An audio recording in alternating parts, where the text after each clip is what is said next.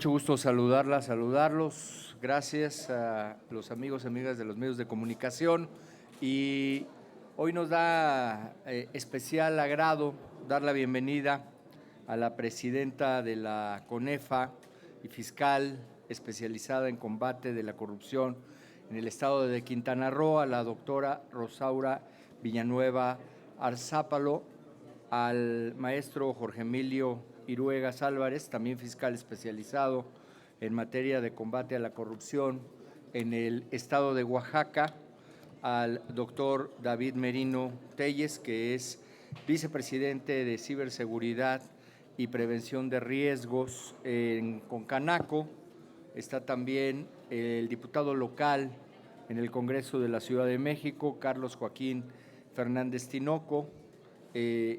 Está la maestra Adriana Delgado Bolaños, que es fiscal especializada en combate a la corrupción del estado de Tlaxcala, y la maestra Maribel Bojorquez Beltrán, representante de la Fiscalía Especializada en Combate a la Corrupción en el Estado de México. Yo voy a pedirle a la presidenta que pudiera hacerles algunos comentarios y al final haré yo también un pequeño resumen del motivo de su presencia y de muchos de los trabajos que se realizaron con esta importante agrupación de fiscales anticorrupción de la República Mexicana. Por favor, presidente. Muchas gracias. Buen día a todos y a todos los medios de comunicación. Es para mí un motivo de orgullo, de honor, estar hoy aquí frente a ustedes, dándoles a conocer qué es la Convención Nacional de Fiscales Anticorrupción, ¿sí? ¿Quiénes la conformamos? ¿Qué hemos hecho a través de su creación, que fue concretada en este mismo año, en febrero de este año, y que nace en el seno del estado de Quintana Roo, en la primera reunión nacional de fiscales especializados en combate a la corrupción, con un documento de una carta de intención de concretar una asociación civil que hoy por hoy ya es una realidad. Hoy, estando al frente de esta gran organización, nos hemos tomado la tarea, primero, de hacer con los y las fiscales anticorrupción un plan nacional de trabajo para las fiscalías especializadas en combate a la corrupción y que ha sido adoptado por varios de los que forman parte de los sistemas estatales y Sistema Nacional Anticorrupción. Entre ellos, la Comisión Permanente de Contralores, Estado, Federación. Hemos trabajado de la mano unos lineamientos nacionales para la formulación de denuncias de las Contralorías estatales, órganos internos de control, a las fiscalías anticorrupción. Pero en ese momento yo quiero platicar un poquito del trabajo legislativo que hemos estado impulsando desde la CONAFA, como también se le conoce, y que tiene aproximadamente más de un año que estamos trabajando con varios grupos parlamentarios sobre lo que hoy cristalizamos y que seguiremos apuntalando y seguiremos trabajando con las distintas cámaras en el Senado y en la de diputados, y que viene siendo la modificación a la Ley Nacional de Extinción de Dominio, donde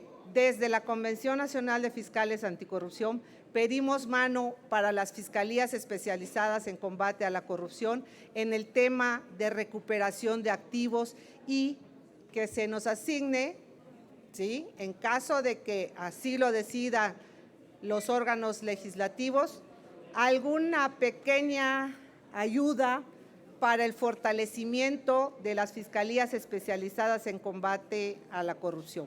Existen 2 estados como Chihuahua y Durango que tienen una ley de extinción de dominio en el estado, pero que si bien habla de tema de recuperación y de extinción de dominio, Estas nada más favorecen a las fiscalías generales, no es aplicable a las fiscalías especializadas en combate a la corrupción, que tenemos pues muchas carencias en varios ámbitos, sobre todo presupuestales, de recursos humanos, tecnologías de la información, capacitación, entre otros rubros que se estaría utilizando en caso de concretarse esta histórica modificación a esta ley que estamos hoy apuntalando. Yo quiero agradecer al Sistema Nacional Anticorrupción, al Sistema Estatal Anticorrupción, al senador Miguel Ángel Mancera, puesto que tenemos más de un año con este proceso de esta modificación de la ley. Hemos hecho foros, hemos hecho mesas de trabajo, hemos realizado el primer foro mundial en Quintana Roo a efectos de socializar, en el municipio de Tulum, a efectos de socializar la posibilidad de que esta ley no solamente transite, sino que se haga una realidad y que el combate a la corrupción pueda ser de verdad de manera frontal y no solo disuasiva, puesto que con la carencia, insisto, que tenemos y falta de personal, pero sobre todo armonización del marco normativo que es necesario llevar a cabo, pues yo quiero poner, ¿no?, al conocimiento de no solo los medios de comunicación, sino también de las próximas legislaturas, la posibilidad de que este entregable, de que esta modificación pueda transitar y pueda hacerse realidad en beneficio de los estados y de nuestra nación en el tema de combate a la corrupción. Como bien dijo el senador, él dará un preámbulo de por qué y los artículos que hemos decidido ver la posibilidad de que puedan estarse modificando en favor del combate a la corrupción en México. Sabemos también que es una prioridad de la presidenta electa, es una prioridad también de nuestra señora gobernadora en Quintana Roo, que además de haber conformado el Sistema Estatal Anticorrupción, se hizo con los municipios del estado un plan anticorrupción municipal alineado a la política pública del estado de Quintana Roo. Es de la manera que podemos nosotros poner nuestro granito de arena en el tema del alto índice de percepción de corrupción e impunidad que nos tiene sumido a los 32 estados de la República. Queremos abrir puerta, tocar corazones, tocar pues la posibilidad de que esta ley en algún momento pueda hacerse realidad, esta modificación que hoy planteamos. Muchísimas gracias.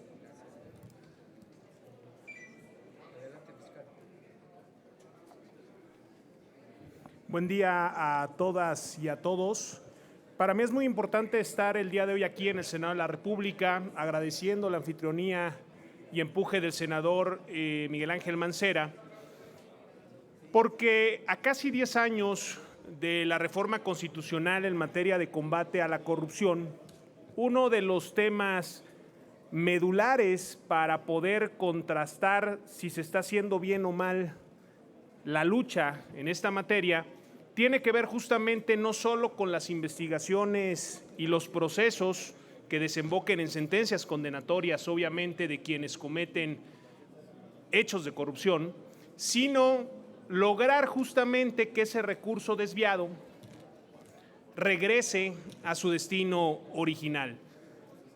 Si bien a partir de esa reforma se empieza a establecer y esbozar un sistema nacional que genera espejos en los estados, donde se establecen en algunos casos nuevas estructuras orgánicas, creación de algunas otras instancias, el combate de a poco se ha ido materializando, si bien en la parte administrativa, requerimos justamente un reposicionamiento del combate a la corrupción desde el ámbito penal, a partir no solo de una fortaleza institucional que puedan llegar a tener con la visualización de estas las fiscalías anticorrupción del país, una homologación justamente de su organigrama, funciones, competencia y especialidad, sino lograr, como bien lo dije al inicio, no solo investigaciones sólidas que logren sentencias condenatorias, sino que a partir de un proceso que no requiere esperar hasta esa sentencia, reglamentado claramente en una norma, a partir de la extinción de dominio, regresar ese dinero desviado, ese dinero mal habido. En ese sentido, por eso me congratulo estar el día de hoy en el Senado, y yo puntualizaría bajo dos aspectos la importancia de esta iniciativa. Una, la visualización justamente, me parece que es la primera que se da en una ley de orden nacional de las fiscalías anticorrupción como tal, diferenciándolas de las fiscalías generales, y por otro lado, lograr el fortalecimiento institucional de estas con las acciones que ellas mismas encaminen y logren en materia de extinción de dominio para lograr que parte o algún porcentaje de esos recursos recuperados regrese justamente para fortalecer su capacidad a nivel ministerios públicos, policías de investigación y peritos especializados en la materia. Muchísimas gracias. Jorge Emilio Iruegas Álvarez, fiscal anticorrupción del Estado de Oaxaca.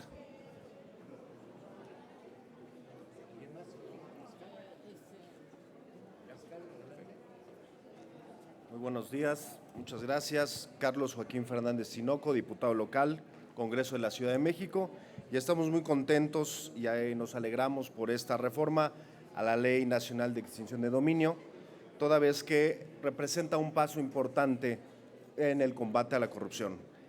Solicitamos, les pedimos amablemente a todos los grupos parlamentarios que puedan ver las bondades de esta ley y de esta iniciativa.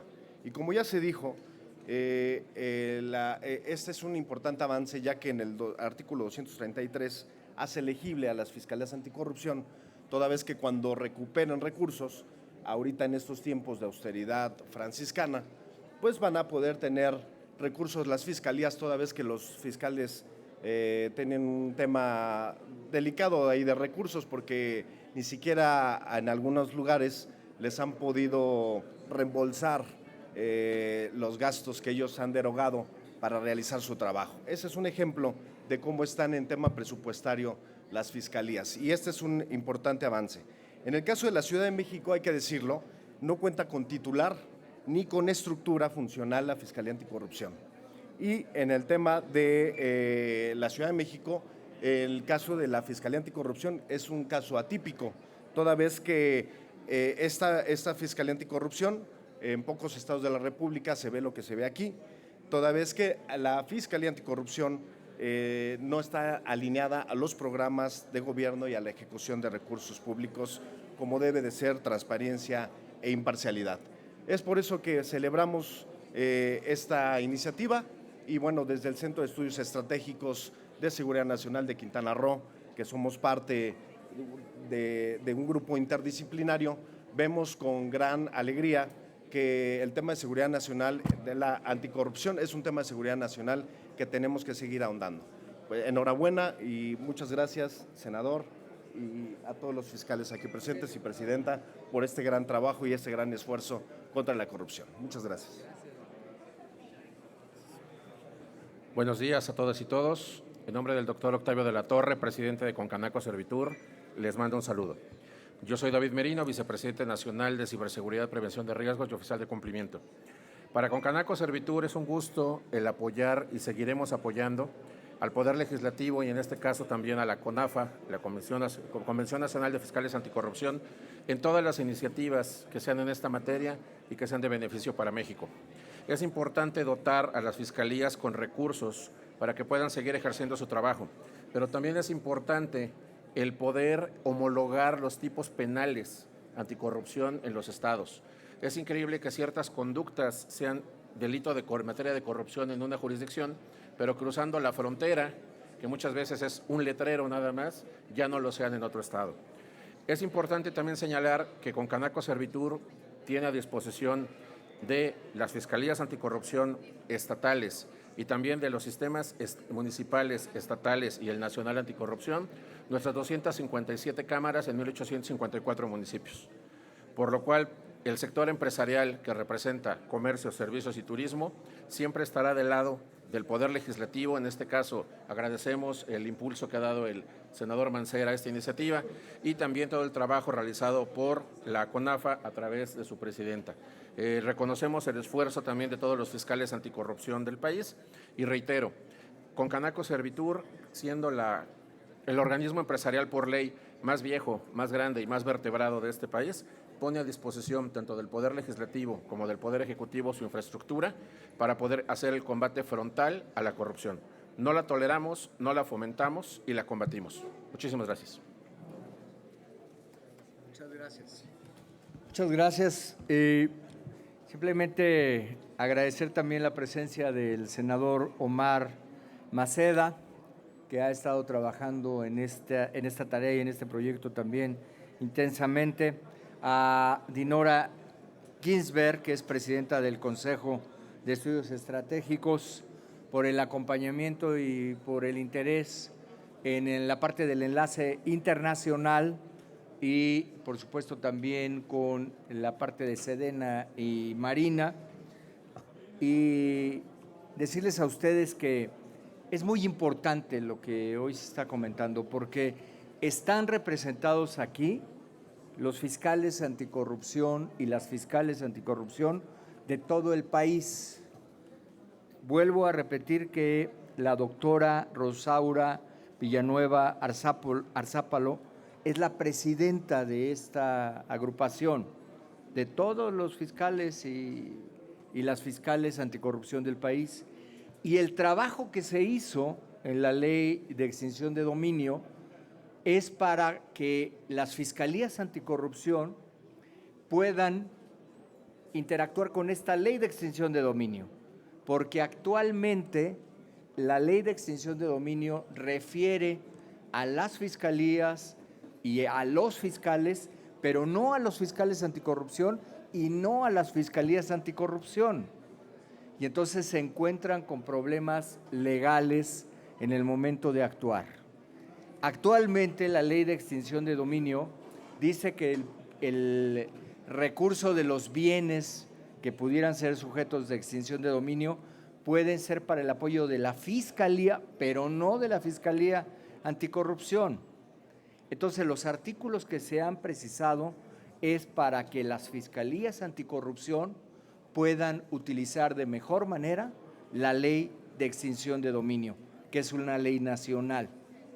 Actualmente tiene estos claros oscuros que en 6 artículos que se está planteando su reforma seguramente seguirán impulsando las y los fiscales, porque topan con esto en el momento de su actuación. Esa es la relevancia. La relevancia es que esta es la voz de todos los fiscales y de las fiscales anticorrupción del país que están pidiendo que se reforme la ley nacional de extinción de dominio. Eso es lo que les queremos comentar y agradecemos la presencia de la presidenta, de la representación también empresarial, del diputado local y, por supuesto, de los fiscales que han dado relevancia a esta iniciativa. Muchas gracias por su atención. Coordinador, si usted nos los permitiera, sobre este tema, les pregunta Adrián Ojeda de CCO Noticias. Sí. Sí, senador y representantes. 2. Una, la extinción de dominio, sobre todo en el Estado de México, recientemente, no sé si me puede responder la representante del Estado de México, se levantó un acta en contra de los 2 exgobernadores y de parte del equipo por corrupción. No sé si ahí tuvo que ver su representante o es una cuestión ya interna, precisamente porque hay terrenos de particulares que les fueron quitados sin un sustento durante esos 2 gobiernos. Y al parecer el actual gobierno está tratando de recuperar para dárselos a quienes corresponden esos terrenos. Esa es mi duda, una de las preguntas. Y 2, ¿qué tan avanzado va el encuentro con los legisladores de oposición y sobre todo con la mayoría? ¿Están de acuerdo o han visto una cuestión a favor de esta iniciativa de que se homologue la ley y sean participantes todos ustedes? Bueno, yo esa parte nada más en cuanto al trámite legislativo, Esta iniciativa ya se encuentra en la Comisión de Justicia.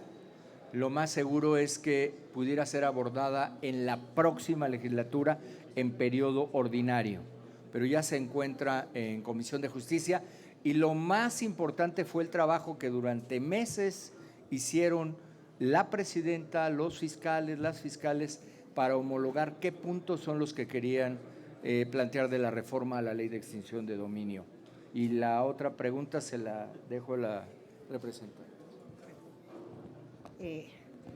Esa pregunta que hiciste precisamente es la que muchas veces nos conlleva a que el índice de percepción de corrupción o impunidad no baje. ¿Por qué? Porque dentro de las investigaciones criminales, no solamente de los inicios de investigación por actos de corrupción, ¿sí? No podemos romper ese sigilo, no podemos dar datos precisos de casos precisos, tenemos que respetar también la ley de transparencia, la ley de datos personales, y esto es parte de lo que a las fiscalías en general, obviamente también a las fiscalías anticorrupción, no podemos estar dando datos de investigaciones, datos precisos. Ahí sí nos va a disculpar, porque en caso de que así fuera, pues primero no puede darse la información tan precisa que usted preguntó. Gracias. Coordinador, si usted nos los permitiera, tenemos una pregunta más, pero es sobre otro tema. ¿Nos permita que sea en este momento? Bueno, le pregunta entonces Víctor Mayén. Coordinador, buenas tardes a todas y a todos. Coordinador, yo le quiero preguntar su opinión acerca de este planteamiento que hace el presidente, de que los jueces, magistrados y ministros que sean electos por el voto popular no cuenten con la experiencia o con el expertise necesario para estos cargos. ¿Qué tan dañino puede ser eso para la impartición de justicia, senador? Mira, yo creo que es que hay varios momentos. Hay un momento primero de convocatoria, en donde debe de cumplirse cabalmente con requisitos de elegibilidad. Ese es un primer momento. El segundo momento puede ser el momento de la votación, que es lo que se está planteando. Y lo digo así porque, dada la mayoría que hoy se tiene, lo que hay que pensar es cómo puede funcionar mejor. Entonces, el segundo momento sería ese. Y el tercer momento, aunque en el segundo momento no se tuviera la experiencia, tiene que haber un tercer momento que tiene que ser el de capacitación, porque hay una escuela judicial.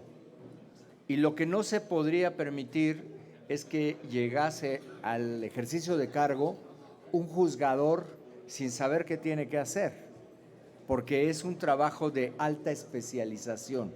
Lo mismo que el trabajo que realizan los fiscales o las fiscales. No sería factible que se hiciera, por ejemplo, un acuerdo de aseguramiento, un acuerdo de procedibilidad. Las diferentes actuaciones requieren tener conocimiento especializado.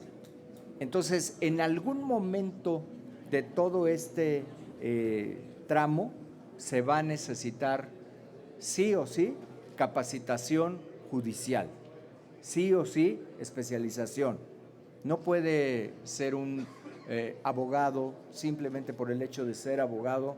Pensemos en algún estudiante de la facultad que saliera y decidiera participar y fuera muy popular y quedara electo como juez de distrito. Sería muy difícil que pudiera, con las leyes actuales, al apego de los procedimientos actuales, poder, por ejemplo, conducir una audiencia de extinción de dominio o una audiencia de un juicio abreviado. Es decir, eso me parece que va a requerir especialización, Vic. Andrea Becerril, de La Jornada. Sobre el mismo tema, senador, el presidente decía que se quite de la iniciativa que él mandó el requisito de 5 años por lo menos de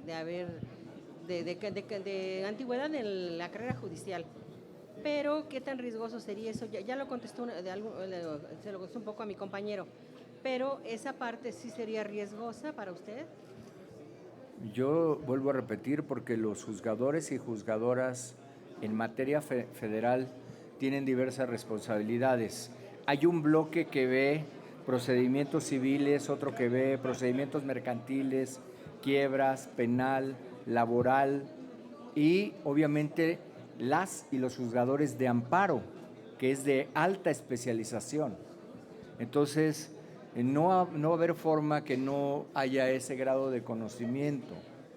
Sería falto de ética que alguien llegara a asumir la responsabilidad de ser juzgador o juzgadora sin tener los conocimientos necesarios para ello, salvo que se cambiaran todas las leyes y se dijera, bueno, ahora se va a juzgar simplemente escuchando y con el leal saber y entender, que es muy diferente el leal saber y entender del derecho al conocimiento especializado para realizar la función de juzgador. Y además acabaría con la carrera judicial, ¿no? Es la carrera judicial la que va a seguir. En eso había, hasta donde yo me quedé en los foros, consenso de que pueda seguir, porque dijeron no se va a tocar la carrera judicial. Y la carrera judicial requiere de especialización y requiere de concursos de oposición. Gracias. Gracias. Pues no tendríamos más preguntas registradas. Muchas gracias, muy amables. Al contrario, a ustedes. Muchas gracias y buenas tardes.